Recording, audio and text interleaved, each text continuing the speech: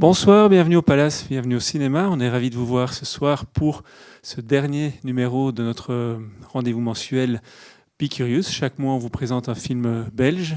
Parfois, c'est un film récent, parfois, c'est un film de patrimoine. Aujourd'hui, on n'est pas vraiment sur un film de patrimoine, c'est un film qui date, enfin, quoique, maintenant, on dit que c'est 10 ans, donc 2014.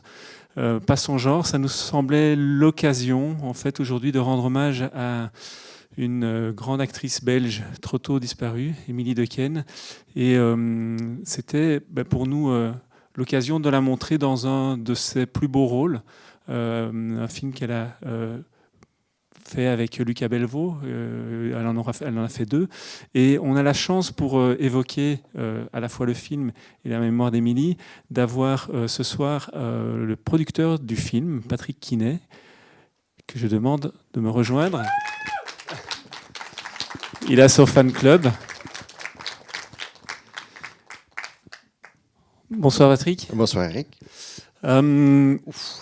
Pas son genre. C'est un film, c'est la première collaboration entre Lucas Bellevaux et Émilie Dequesne. Oui.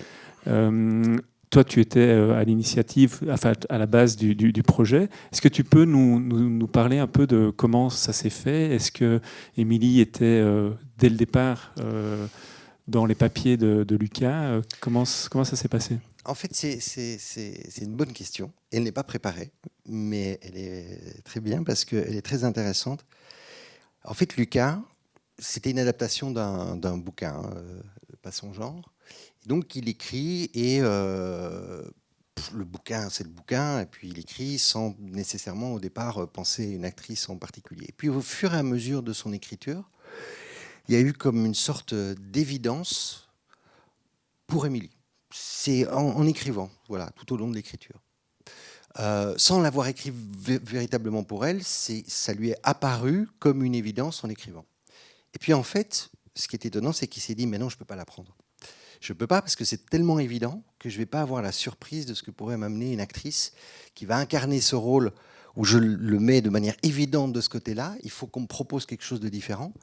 Et donc, je vais pas aller lui demander, parce que sinon, voilà, c'est évident, c'est fait, on se lance, et puis on fait le minimum syndical, on va dire. Et puis, en fait, ça l'a tourné dans la tête. Il a commencé à réfléchir à d'autres comédiennes. Puis, il s'est dit, bon, il faut quand même que j'ai au bout de cette première idée. Il a envoyé le scénario à Émilie, qui a répondu en 48 heures, et qui lui a écrit tout un mail sur tout ce qu'elle voyait du personnage, et en y amenant évidemment des choses qu'il n'avait pas vues du personnage. Et c'est là où il s'est dit, ah mais putain, mais oui, un, c'était l'évidence, mais deux, elle va totalement me surprendre et amener le personnage là où je ne m'attendais pas que ce personnage, aille. Et donc, ils se sont vus, et là, c'est devenu presque dans sa tête le fait de dire, mais en fait, je l'ai écrit pour elle. Mais tout ce trajet dans la tête de Lucas pour se dire non, et puis finalement, ben oui, c'est évident, c'est quand même assez drôle et assez joli comme histoire. C'est peut-être. Alors, on passe au film suivant qu'ils vont faire ensemble. Est-ce que là, parce que chez nous, je dirais, il y a encore un ancrage social très fort comme il y a ici. Émilie, on sait aussi qu'elle vient d'un milieu plutôt populaire. Elle s'est construite aussi en gardant toujours ses racines-là. C'était aussi évident. Là, c'est le film juste après. Donc, cette collaboration sur Pas son genre entre Lucas et Émilie a été tellement fantastique, parce qu'il y a des tas d'autres anecdotes dans le travail qu'elle a donné, notamment sur, vous allez le voir, pour ceux qui ne l'ont pas vu, je ne vais pas tout dévoiler, mais qui n'a pas vu le film, karaoké. Qui n'a jamais vu le film. Voilà. Ouais, il y a un plupart. superbe karaoké avec une prestation très forte d'Émilie, absolument incroyable.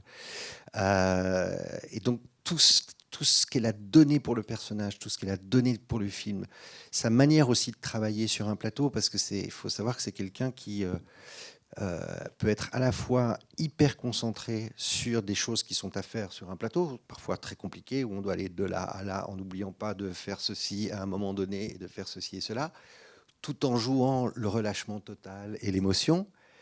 Et en connaissant par cœur son texte. Elle arrive à maîtriser tout ça, mais elle va un cran plus loin, c'est qu'elle est attentive, et on n'en se rend pas toujours compte, aux autres.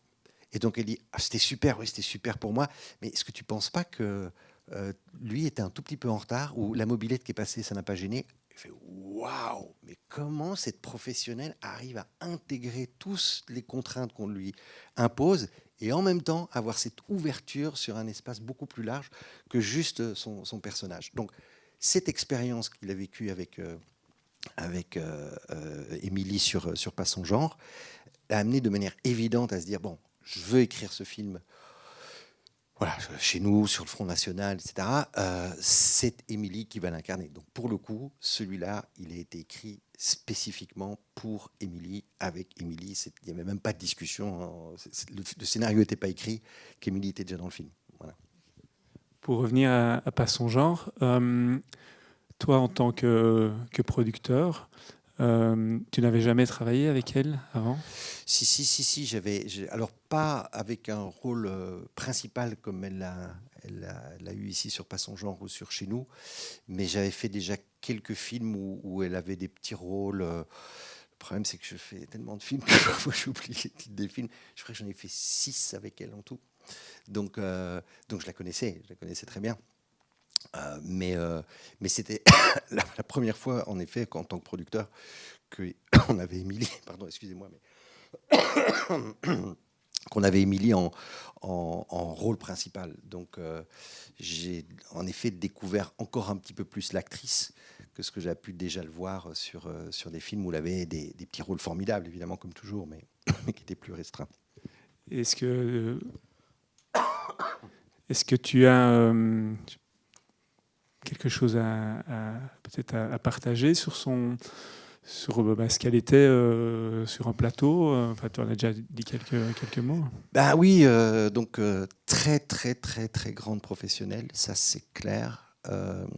Toujours en empathie avec tout le monde, les équipes techniques, forcément les réalisateurs, mais c'était pas quelqu'un qui restait dans sa tour d'ivoire.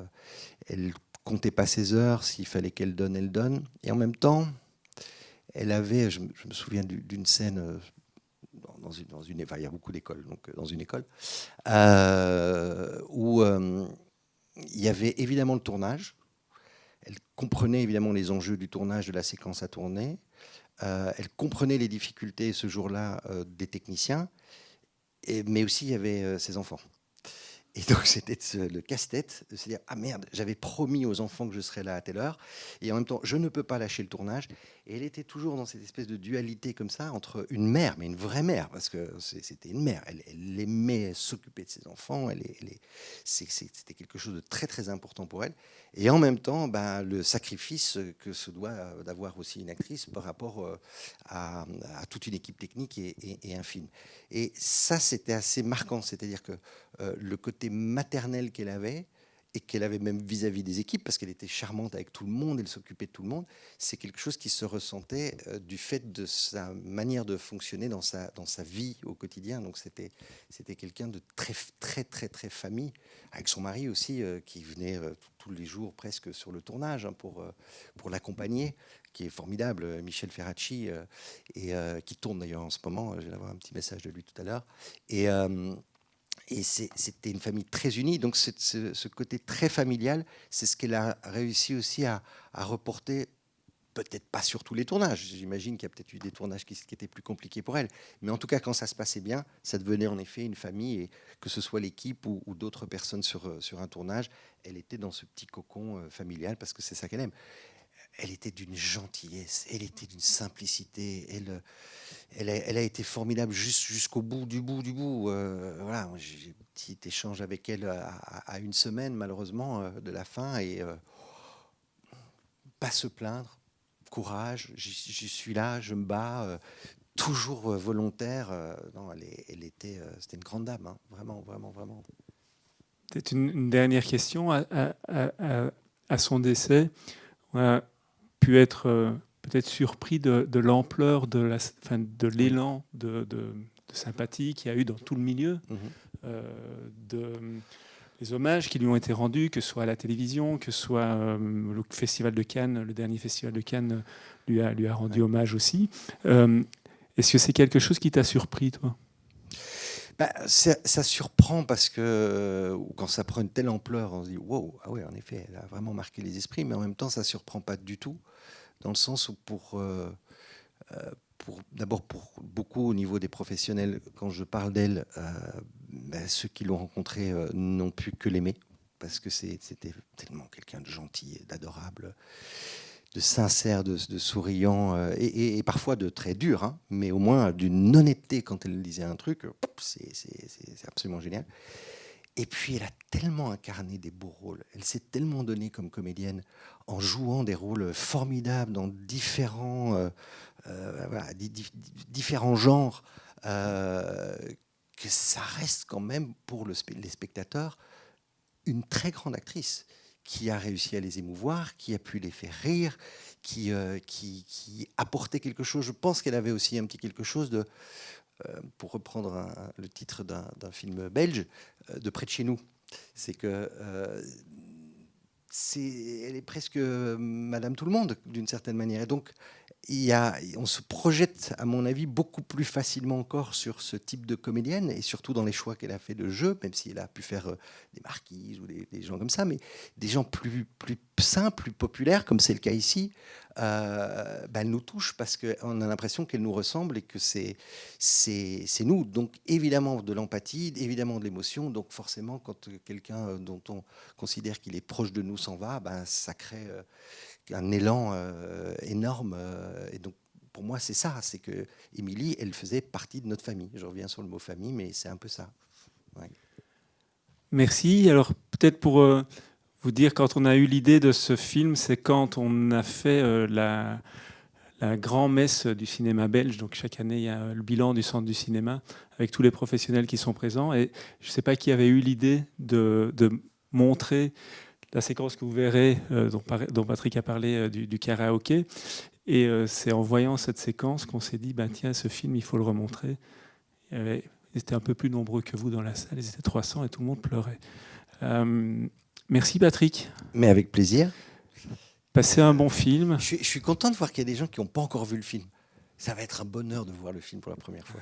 Super. Voilà. Merci Patrick, merci à vous. Bon film.